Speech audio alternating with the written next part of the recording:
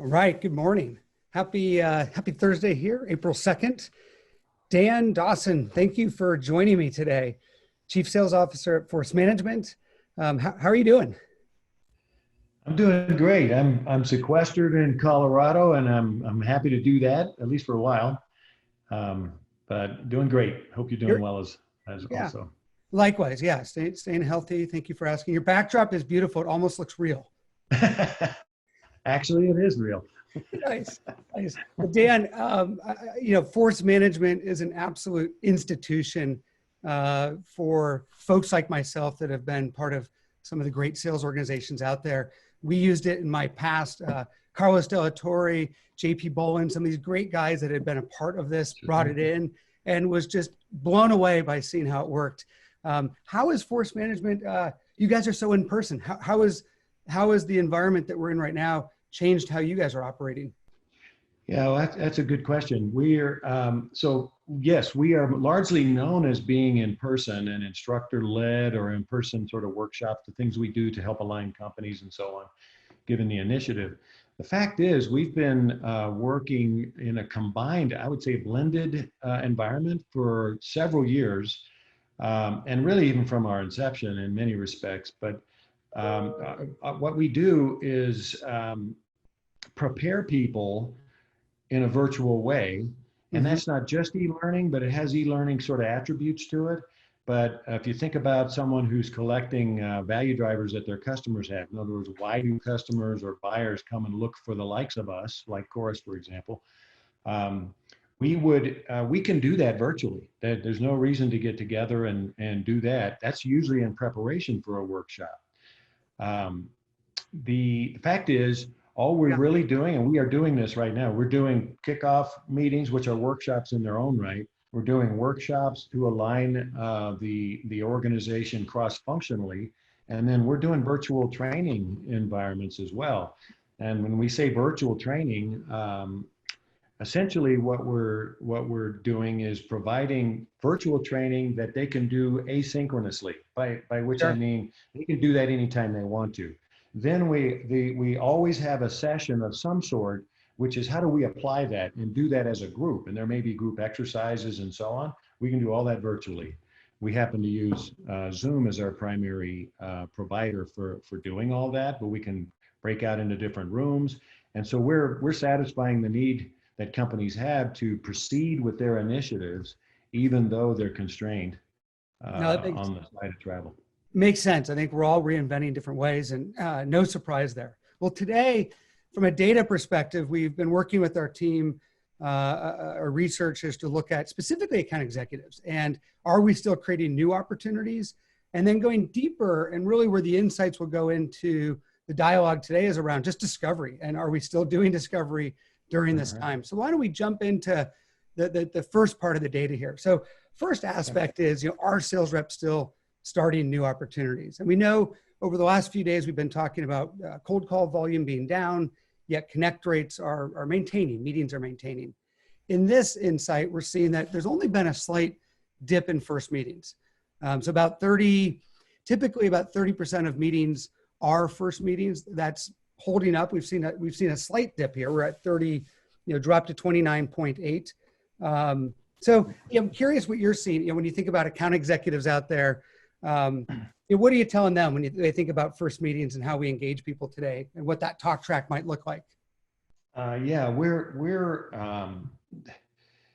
so it's uneven in the first place. Your customers, and in our case, our customers' customers, Yep. Are experiencing this cataclysmic shift in many respects of the coronavirus and the implications that it has for their business. So they're in a range of states that we see all the way from we're virtually going out of business, we're closing the doors, and probably the most primary example of that is Marriott and the hotel industry.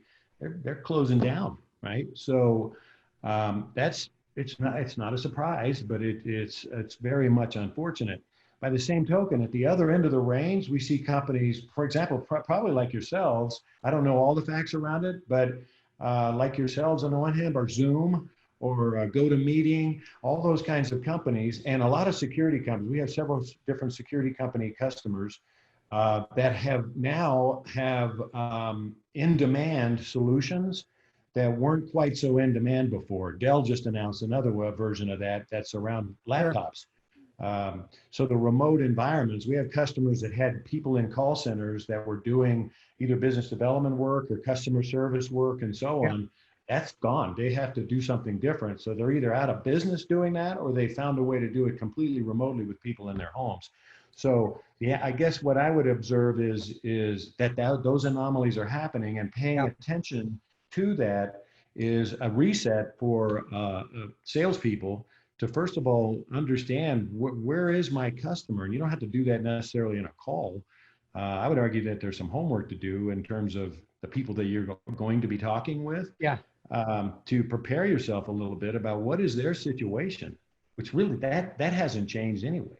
I think that's right. And I think what my observation when I looked at this data from a positive is that account executives are still having these first meetings, that the shift didn't go into just talking to existing clients, which I know we're seeing a bigger focus on customer success. We're maybe seeing a small dip here in terms of first meetings to take care of our customers. But in general, we're still out there talking and building up new opportunities. So I think once again, it's a signal that's consistent with what we've seen, which is the sales community is continuing to do their jobs, is continuing to engage and bring people in. Where we have seen a significant change, Dan, is when we look at the discoveries. So there's a significant dip in discovery calls in March, especially when we start to look at year-over-year data. So the first part of the quarter, what we saw when we look at 2019 versus 2020, is that we dropped about 7.5% kind of year over year. But then when you look at COVID really kicking in, we all started work from home and shelter in place kind of around March 16th-ish. We dropped 22%. And then just last week, there's a 30% drop. So this means that the sales community is not running discovery calls the way that we were. That is a significant drop. What is given the focus of command of the message and just Force Management's brilliance around helping enterprise teams connect, what are your thoughts on this drop in discovery calls? Yeah, well, first of all, I think it's too low in the first place. So all too often, and there is this phenomenon of over the years with the internet, interweb, the web at large, giving information and making it available to buyers, they can ostensibly make further progress in the buying cycle, right? So they can educate themselves and so on. Well, it's all too easy to conclude that, well, that's good. They learn some things and so on. That may not be in the favor of a sales rep in this particular organization, right? If there's three competitors in an opportunity, which one is the customer actually more aligned with or has a preference toward in the first place? And without discovery, you're making a ton of assumptions as a salesperson. First of all, that there really is potential opportunity. But so I go back, kind of reel back just a little bit to why do discovery in the first place, and why is it good for buyers, and why is it good for sellers? And because what's really going on in the selling game is we're aligning two companies, two organizations, in some way to truly capture some sort of value and get value for the selling organization. Yes, it typically comes in the form of revenues, but for the buyer, it could be whatever that value happens to be. That's the most important reasons why they're doing it, right? And those are shifting. I think that's one of the things that's happening right now, that's shifting. So I think there's anomalies for that, but if you think about it, both parties are looking to understand fit, and the buyer might have educated themselves a little bit more. The seller's looking to learn about the buyer and their buying process and where they are in that process and so on, as well as the criteria. They're also qualifying a little bit in that process at that point early on. And they have the chance, if they do that well, the best sellers influence the criteria in the process of doing that. They figure out why is a buyer in this current state by figuring out what state are they actually in. What have you learned? What are you thinking about? How to help me understand the problem we're solving, for example. it's age old still anyway. The buyer might not actually understand the problem the way the seller in your organization, the seller's organization really do. And so it's incumbent then on the seller to help them do that. Without discovery, you're kind of guessing on what that is. So well, you're right. I mean, look at the data here. It's only, about 10 to 15% of the calls actually have discovery on them. So you're right. We're too low on that.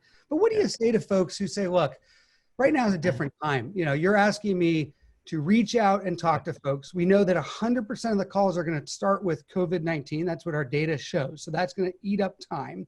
And we've got a bunch of messaging we've been trained on that was for the old world, that was for a previous time. How do we be authentic? How do we do a different type of discovery, knowing that what we used to do might not be as relevant during this short window of time? Yeah, it's hard for me given the data set that we have right now. My first inclination is to let me understand this a little bit more in the scheme of things in terms of outcomes of those calls, for example, and so on. One of the phenomena that we've heard of, though, is that cloud businesses at large generally are actually experiencing an influx of business at this point because of the virtual nature of their capabilities. Well, that would be an indication that the buyers have actually made a determination that they're going to do something. And so any good seller who comes up against a buyer that says, I'm ready to buy, kind of is a little reticent to go, well, wait a second, let's go back to the beginning and understand all the reasons why, blah, blah, blah. Well, I think there's a case for helping people when they've decided they're going to do something. And I think there is an element of that that's happening in these numbers. Buyers have decided, look, I've been thinking about this for a while, whatever the scenario is, but I'm ready to buy something. Then it's incumbent upon the seller to help them buy, right? So I think there's that.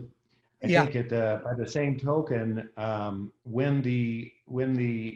so there's less shopping around, if you will, and comparing, and I think that's probably an element of it, at least in some segments of the market. As I mentioned, there's a range of companies that are in different situations there.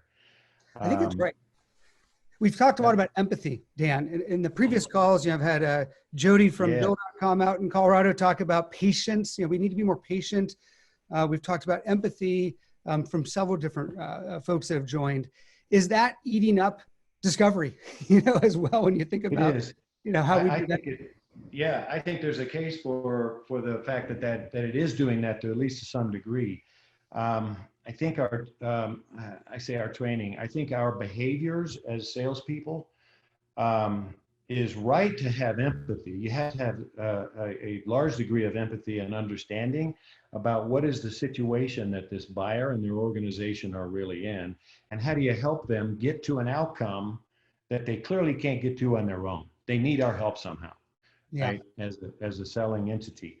So doing that is wise, and that's always wise. And so I think that is probably, that's going on, and it's more so now, especially given the personal situations and experiences that we're having in dire times for many people, right? And certainly unusual times for all of us.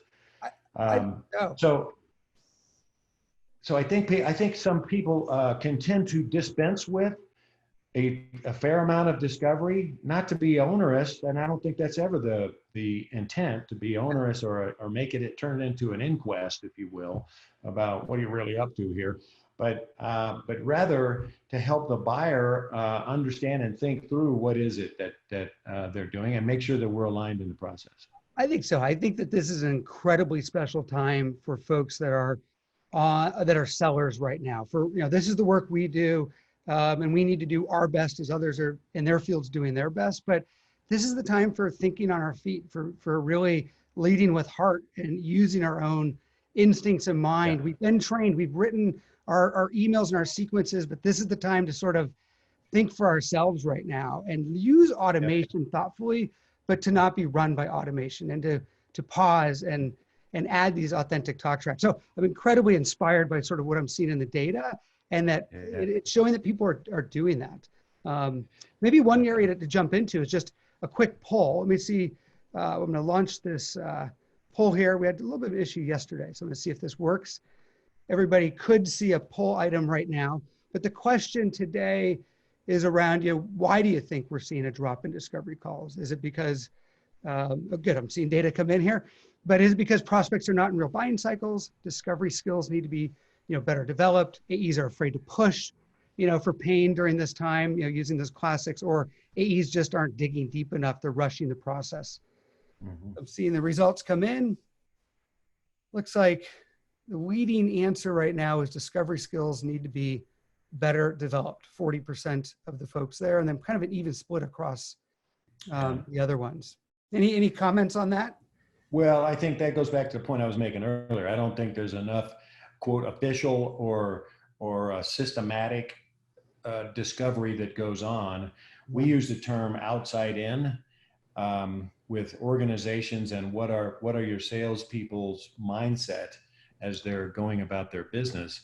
Outside in means you understand and have insight into the challenges that your buyers have, and those folks that are going to be using it once it's been bought, right? And that there's value gets exchanged in the process. And I think there are skills that are lacking across the board. We see it on a regular basis. And matter of fact, buyers tell us, research tells us over and over again that buyers don't see value in salespeople who pitch their wares, right? Mm-hmm. And go to that right away, and basically make an assumption that the buyer is aware of what their needs are and that they're going to figure out what the value is. So they get to put all the dots together. Well, buyers don't actually like that, right? They value sellers, and sellers get access. Good sellers get access to and continuous access to the right players in organizations because they add value in the process. And a part of that adding of the value is doing the right discovery. And as much as anything, helping the buyer discover the maybe nuances, and it maybe influences into the criteria, but the best sellers actually do that to help figure out, on the one hand, they're justifying and qualifying, but on the other hand, they're really exercising that empathy. Like, help me make sure, I think I have this right.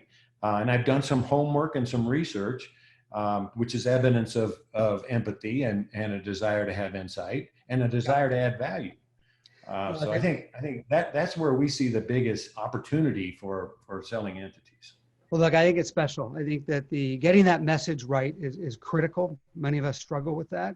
And I think that just ultimately we solve problems in sales, and sometimes you need to paint the picture of a problem to folks before they even realize they have it. And other times you got to pull them out of it. But I'll end on just letting everyone know that the data I'm showing today, we'd love to help everybody get access to your own data, help you understand what's happening in the field. So if you want to reach out to our team at Chorus, we will be flexible, be thoughtful, but just want to make sure everybody can make the right decisions. Dan, I really appreciate you kicking off the day with all of us and bringing force management into this dialogue. So thank you. My pleasure. Good luck to you and to all the sellers out there and managers that are trying to help them be great sellers. We'd love to help as well. All right. Have a great day. Good luck out there. All right. Thank you.